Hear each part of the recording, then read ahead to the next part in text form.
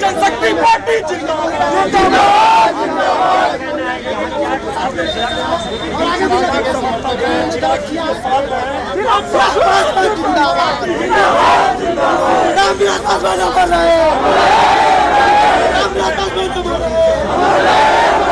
हमारा नेता कैसा हो,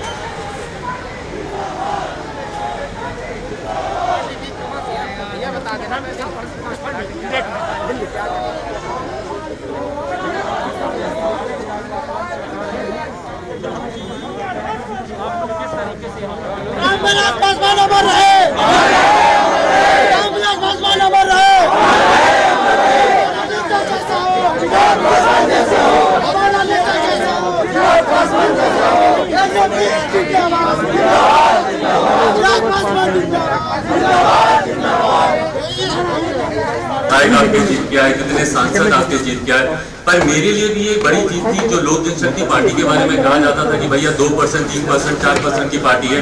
जहां हम लोगों ने लगभग 6% का मत प्रतिशत हम लोगों ने कंसोलिडेट किया, वहीं लगभग 25 लाख के करीब वोट लोक जनशक्ति पार्टी को मिले और जो जनता का अपार समर्थन हम लोग को मिला। और उससे भी सबसे बड़ी बात मुझे खुशी इस बात की है कि मैंने किसी भी परिस्थिति में मैंने लोक जनशक्ति पार्टी ने हम लोगों ने अपने मुद्दों, अपने सिद्धांतों से हम लोगों ने समझौता नहीं किया। आप सबसे भी उस वक्त मेरी मुलाकातें होती थी ऑन रिकॉर्ड, ऑफ रिकॉर्ड, और मुझे याद है कि आप में से कई लोग ऐसे थे कि अरे छोड़िए, आप तो से बात कर रहे हैं, जब चुनाव आएगा तो देखिएगा आप लोग सीटों का समझौता कर लेंगे, आपसे प्रेशर पॉलिटिक्स कर रहे हैं, बाद में आप लोग साथ में जाएंगे, चुनाव लड़ेंगे। ये आप सबको भी कहीं ना कहीं इस बात का लगता था। मुझे खुशी इस बात की है कि पार्टी ने ये निर्णय लिया कि नहीं, हम कुछ मुद्दों को लेकर मौजूदा गठबंधन में जो जनता दल यूनाइटेड है उनके साथ हम लोग गठबंधन में आगे नहीं बढ़ सकते। और ये कारण था कि हम लोग गठबंधन से बिहार में अलग होने का पार्टी ने फैसला लिया और हम लोगों ने अलग होकर हम लोगों ने चुनाव लड़ा, मजबूती से हम लोगों ने अपनी बातों को रखा। आज जब चुनाव खत्म हुए उसके बाद से कहीं ना कहीं निरंतर, और चुनाव के दौरान भी, चुनाव से पहले भी, मुझे याद है जब पापा अस्पताल में भी थे तो उस वक्त भी कई बार कुछ लोगों द्वारा और जनता दल यूनाइटेड के द्वारा खास तौर पर मेरी पार्टी लोक जनशक्ति पार्टी को तोड़ने का प्रयास निरंतर तब भी किया जाता। मुझे याद है कि मेरी शायद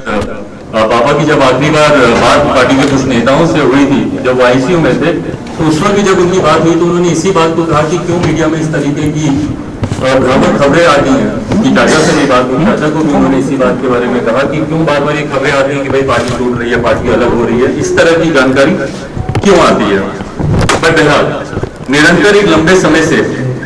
एक बात स्पष्ट थी कि पार्टी में कुछ लोग जो संघर्ष के रास्ते पर चलने के लिए तैयार नहीं थे, जो चाहते थे कि भैया हम लोग कंफर्टेबल पॉलिटिक्स में रहें, कि चलिए जो हो रहा है ठीक है, होता रहे, ऐसे ही गठबंधन है, ठीक गठबंधन है, लड़ेंगे जीतेंगे। और हकीकत है, मैं इस बात को मैं झुठला नहीं रहा हूँ कि अगर जनता दल यूनाइटेड, लोक जनशक्ति पार्टी, भारतीय जनता पार्टी, तीनों दल अगर साथ मिलकर बिहार में विधानसभा का चुनाव लड़ते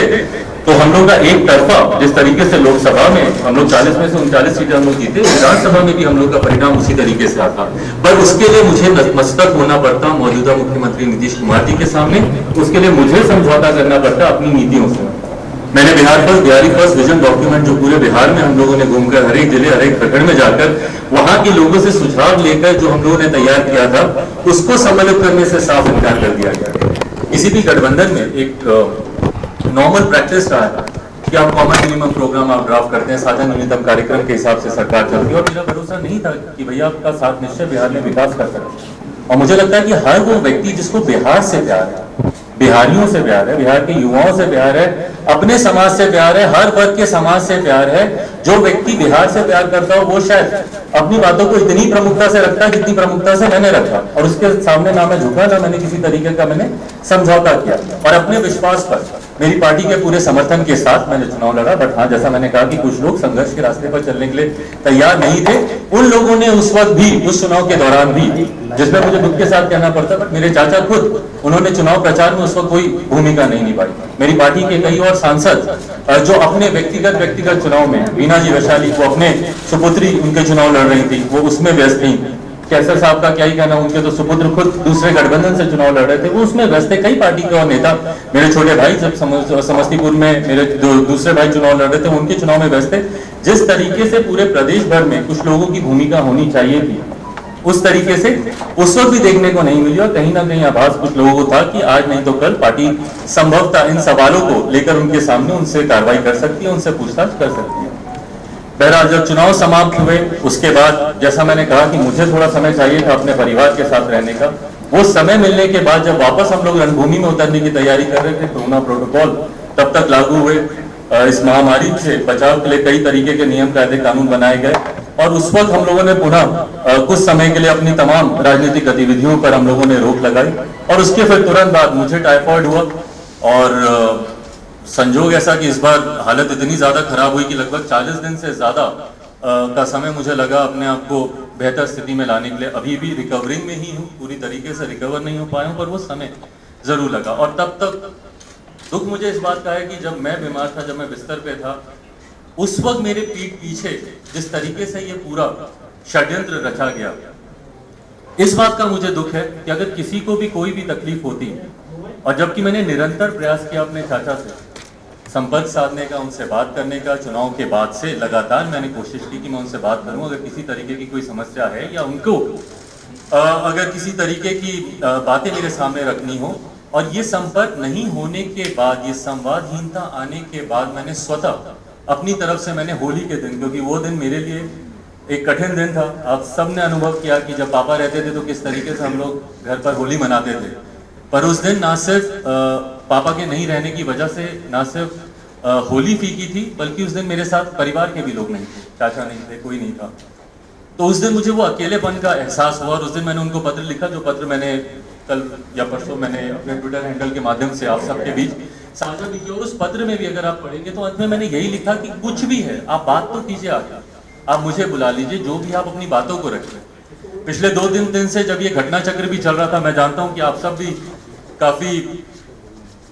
जानना चाह रहे थे कि भाई मैं क्या कहना चाह रहा हूं, मेरा क्या पक्ष है, बट मैंने अपनी तरफ से अंत तक मैंने प्रयास किया कि पार्टी और परिवार दोनों को एकजुट करके रख सकूं। लास्ट तक मैंने कोशिश की। आपने देखा कल परसों चाचा के मैं घर भी गया, वहां पर जाकर भी मैंने कोशिश की। कल भी मैंने अंत तक, दोपहर तक, मम्मी खुद व्यक्तिगत तौर पर वो भी प्रयास कर रही थी चाचा से संपर्क साधने का। 10-15 दिन से वो अलग अलग माध्यम से उन्होंने भी कोशिश की कि उनसे बात करें और परिवार की बात। और मैंने एक बार पहले भी कहा था, जब पारिवारिक एक और मसला आया था, कि मैं बहुत ज़्यादा सहज महसूस नहीं करता हूँ परिवार की बातों को सार्वजनिक तौर पर करने के लिए। पर कल जब अंत में आते आते जब इस बात का एहसास हुआ कि शायद अब चीज़ें अब हाथ से निकल गई हैं, और जो मेरी कोशिश परिवार और पार्टी को एकजुट रखने की थी, जब वो सफल नहीं हुई, तो उसके बाद हम लोगों ने कल पार्टी की राष्ट्रीय कार्यकारिणी की बैठक बुलाई वर्चुअल मीडियम से। और उसमें क्योंकि पार्टी में अनुशासन कायम रहे, ये जिम्मेदारी भी मेरी है। कॉन्ट्ररी टू द बिलीफ कि कुछ लोग जो इस बात का दावा करते हैं या इस बात को कहने की कोशिश कर रहे हैं कि अब चिराग पासवान लोक जनशक्ति पार्टी के राष्ट्रीय अध्यक्ष नहीं रहे, उन्हें हम लोगों ने राष्ट्रीय अध्यक्ष से हटा दिया। मैं आप सबके माध्यम से पार्टी के संविधान की जानकारी संक्षेप में आप लोग के समक्ष रखना चाहता हूं। मेरे साथ पार्टी के संविधान के निर्माताओं में से जो अहम भूमिका निभाने वाले पार्टी के हमारे सेक्रेटरी जनरल जनाब अब्दुल खालिक साहब मौजूद हैं, ए.के. वाजपेयी साहब मौजूद हैं, जिन्होंने लीगली इस संविधान को ड्राफ्ट करने में एक अहम भूमिका निभाई है। तो संविधान के अनुसार जो ये दावे किए जा रहे हैं, जिस तरीके से कहा जा रहा है कि नहीं, उनको हमने राष्ट्रीय अध्यक्ष के पद से हम लोगों ने उनको हटा दिया, या फिर पार्लियामेंट में संसदीय दल का नेता बनना। भाई अगर आप मुझे कहते तो मैं खुशी खुशी में आपको बनाता संसदीय दल का नेता, मुझे कोई उसमें दिक्कत नहीं थी। मैं तो चाहता हूं कि भैया आप आएं और पार्टी की भूमिका बढ़ चढ़ कर निभाएं। मैं चाहता हूं कि सदन में ज्यादा से ज्यादा हर एक विषय पर पापा ने जिस तरीके से विश्वास करके, जिस तरीके से संसदीय बोर्ड ने मुझ पर विश्वास रख के मुझे संसदीय दल का नेता बनाया था, मुझे खुशी है कि हर उस मुद्दे पर, धारा 370 की बात हो, ट्रिपल तलाक की बात हो, जितने भी राम मंदिर की बात हो, जितने भी ऐसे मुद्दे हैं, निरंतर मजबूती से मैं सदन में अपनी बातों को मैं रखता रहा। मैं चाहूंगा कि भविष्य में भी ये रहे। बहरहाल, पर जिस तरीके से उनको लीडर उनको चुना गया, ये प्रक्रिया संवैधानिक तरीके से, और संवैधानिक तरीके से मैं राष्ट्र के संविधान की नहीं, मैं पार्टी के, लोक जनशक्ति पार्टी के संविधान की मैं बात कर रहा हूँ, संवैधानिक तरीके से ये प्रक्रिया गलत है।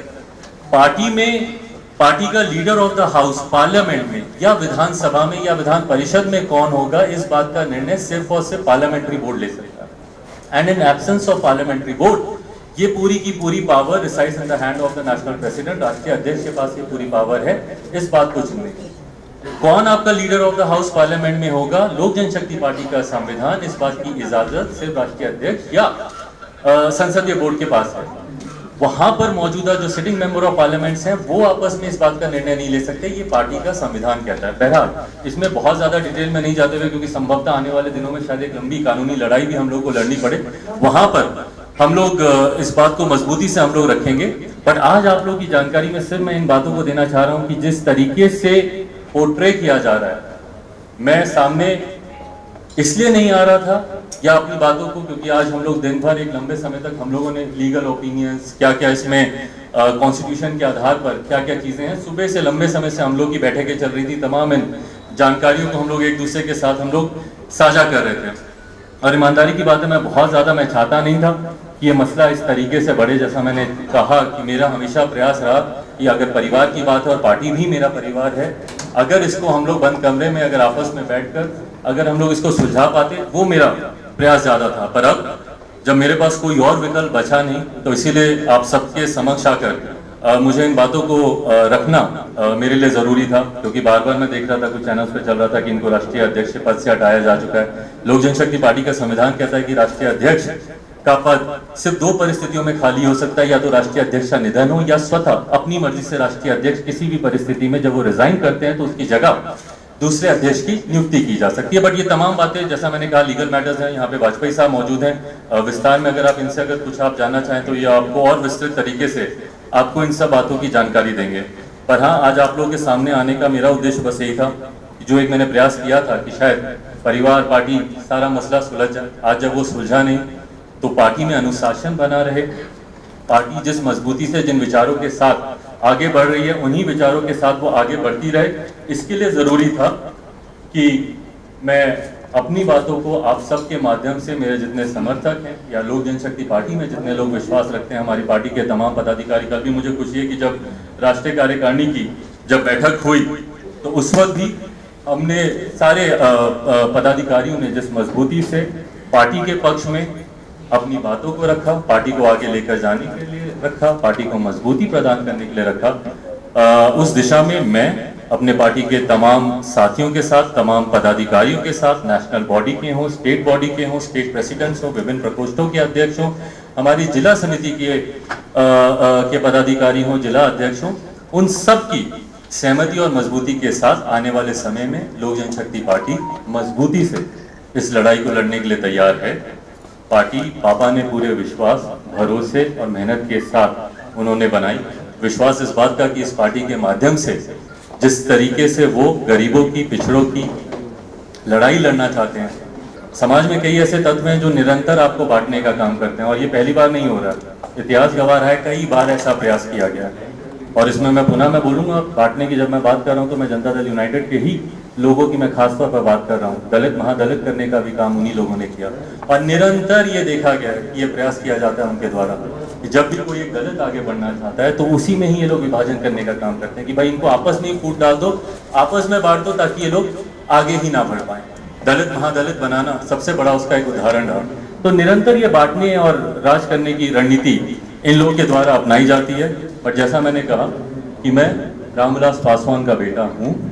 मैं एक शेर का बेटा हूँ ना। मैं उस वक्त अकेले चुनाव लड़ने से डरा जब मेरे पिता के निधन को कुछ समय नहीं बीता था। उस वक्त अगर मैं डंके की चोट पर अपने मुद्दों पर, अपने अधिकारों के लिए जाकर उस वक्त अगर मैं लड़ाई लड़ सकता हूँ, तो आज की तारीख में तो मेरी पार्टी, मेरे साथियों का पूरा समर्थन मेरे साथ है, मेरी तमाम पदाधिकारियों का समर्थन मेरे साथ है। और सबसे बड़ी बात, बिहार की जनता जिस तरीके से सोशल मीडिया के माध्यम से हो या व्यक्तिगत संपर्क साधने के माध्यम से हो, जिस तरीके से उनका प्यार और उनका समर्थन मुझे मिल रहा है, ये विश्वास मुझे देता है कि जिस सोच के साथ पापा ने इस पार्टी को बनाया था, उसी सोच के साथ लोक जनशक्ति पार्टी आने वाले दिनों में मजबूती से आगे बढ़ेगी। आप लोग क्या कोई सवाल चिराग जी, मेरा सवाल ये है कि आपके चाचा जी ने कहा है कि आपके पास देता है? संविधान की जानकारी के अभाव में कुछ लोग कुछ फैसले ले रहे हैं और उनको लग रहा है कि वो सही हैं, पर मुझे लगता है कि एक बार जब वो पार्टी का संविधान पढ़ेंगे, जानकारी लेंगे, देखिए कोई भी संगठन है वो संविधान के अनुरूप ही चलता है। आप की व्यक्तिगत सोच, व्यक्तिगत भावना कुछ और हो सकती है, बट जो संविधान में लिखा है आप उसी के को फॉलो करते हुए, उसी को मानते हुए ही आप निर्णय ले सकते हैं। तो जो वो इस बात को कह रहे हैं कि मैं पार्टी का राष्ट्रीय अध्यक्ष नहीं हूं, मैंने कहा, मैंने तो आपको हवाला भी दिया, और अगर मेरी याददाश्त सही है तो लोक जनशक्ति पार्टी का आर्टिकल 19 का सब क्लॉज 5 मुझे इस बात का अधिकार देता है। चिराग जी, पांचों बागी सांसदों के द्वारा आरोप लगाए जा रहे हैं। मैं उस पर भी मार रहा हूँ। आप एक तरफा निर्णय ले रहे थे विधानसभा चुनाव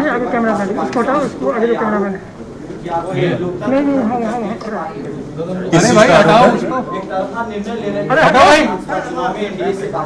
देखिए, बिहार विधानसभा चुनाव में जितने भी निर्णय लिए गए और आप सब मौजूद थे,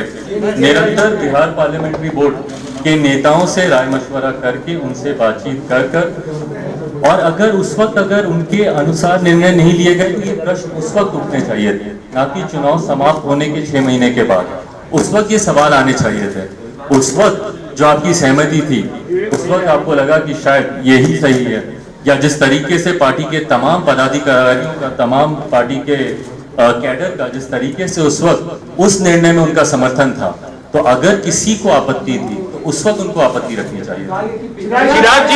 जी, जो कार्यकारिणी की बैठक बुलाई गई है, आपको क्या लगता है कि वो वैध है? और उस कार्यकारिणी की बैठक में क्या आपके भी समर्थक है या सिर्फ उन्हीं के समर्थक है? देखिए, जैसा मैंने कहा कि सुबह से हम लोग इसको लेके हम लोग चर्चा कर ही रहे हैं, और इसमें क्या बेस्ट लीगल वे आउट होगा, क्या हम लोग को अगला कदम उठाना चाहिए, उसको लेकर हम सबकी चर्चा चल रही है। सही समय पर आने उसके नतीजे मानेंगे, जो भी फैसला होगा वहाँ पे उसको मानेंगे। चिराग जी, नहीं, उस फैसले को मानने का मेरे मानने का उसमें क्या उद्देश्य है? जैसा मैंने कहा कि वो अथॉराइज ही नहीं है इस तरीके की बैठक को बुलाने के लिए, या इसमें लिए गए किसी भी फैसले को पार्टी के कॉन्स्टिट्यूशन के आधार पर चलना जरूरी है, अनिवार्य है। जैसा मैंने कहा कि उन्होंने अपनी जानकारी के हिसाब से लोकसभा अध्यक्ष ओम बिरला जी को भी उन्होंने एक पत्र लिख दिया, बट पार्टी का कॉन्स्टिट्यूशन, लोक जनशक्ति पार्टी का संविधान क्या कहता है, उसी के अनुसार, उसी के अनुरूप आप निर्णय लेंगे ना, उससे अलग हटके आप निर्णय नहीं ले सकते। चिराग जी, ही नहीं है। चिराग जी, आपको थोड़ा समय ज्यादा लग गया सामने आने में, भाई थोड़ी सी उसके लिए मैं क्षमा चाहूंगा। मेरी शारीरिक परिस्थिति के लिए मैं चाहूंगा कि आप उसमें थोड़ा सा मेरा साथ दें। मैं अभी भी बहुत ज्यादा बोल पाऊं, आपको भी शायद कहीं ना कहीं एहसास होगा, नहीं तो मैं अभी एक बार शुरू करता हूं तो थोड़ा ज्यादा बोल जाता हूं, पर अभी भी उतनी हिम्मत नहीं आ पा रही। चिराग जी, आपने पूरी जो कहा कि जेडीयू की तोड़फोड़ कर रहा है, इस बार देखा जा रहा है कि बीजेपी का भी शायद एक किसी तरह से उसका हाथ है। आपको क्या लगता है कि